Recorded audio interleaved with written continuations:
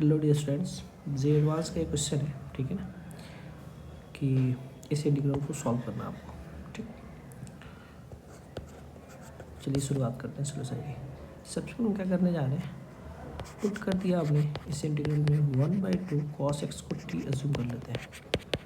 तो ये यहाँ से बनेगा cos x is to 2t हो जाएगा, माइनस का sin x into D x बराबर हो जाएगा 2 इंटू टी टी। अब ये इंटीग्रल आई जो है, लोअर लिमिट को आप जब चेंज करोगे तो ये आपके पास बनेगा हाफ, अपर लिमिट हो जाएगा माइनस का हाफ।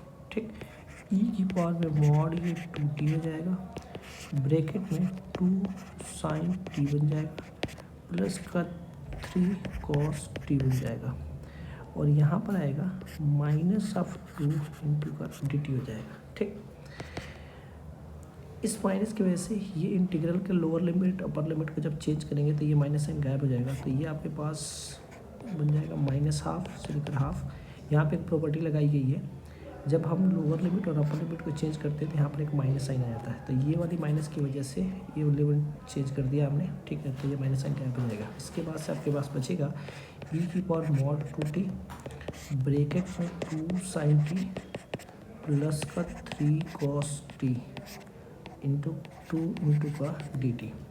अब मैंने इस इंटीग्रल को स्प्लिट कर दिया। जैसे स्प्लिट करेंगे तो ये बनेगा माइनस हाफ से लेकर हाफ ई की पावर मॉड 2t और इंटू का ये बन जाएगा 4 sin t इंटू का dt प्लस का माइनस हाफ से लेकर हाफ तक ई की पावर मॉड 2t ये बनेगा इंटू का 6 dt हो जाएगा। 6 dt नहीं, cos t इंटू का dt हो जाएगा। ओके, अब ध्यान से समझें, ये वाला एक ऑड फंक्शन है पूरा का पूरा। तो ऑड फंक्शन होने की वजह से हमें पता है कि अगर माइनस ए से ए के बीच में एफ एक्स डी एक्स हो और एफ एक्स अगर ऑड फंक्शन होता है तो इस पूरे इंटीग्रल की वैल्यू 0 हो जाती है। ठीक, तो ये पूरा पार्ट आपका 0 हो जाएगा।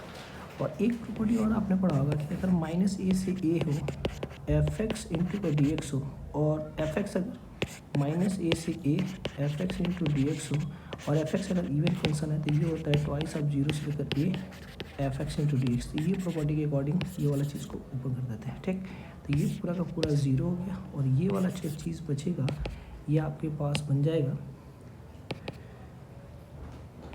12 टाइम्स माइनस हाफ से 0 से लेकर हाफ ई की पावर मॉड 2t इंटू का cos t इंटू का dt। ये पूरा का पूरा इवन फंक्शन है इसके वजह से। ठीक, अब यहाँ पे हम क्या करने जा रहे हैं, मॉड को ओपन कर दिया, 0 से लेकर हाफ के बीच में ये पूरी क्वांटिटी पॉजिटिव होगी, इसलिए मॉड पॉजिटिव साइन के साथ ओपन हो जाएगा। तो 0 से लेकर हाफ ई की पावर में 2t इंटू का cos t इंटू का dt।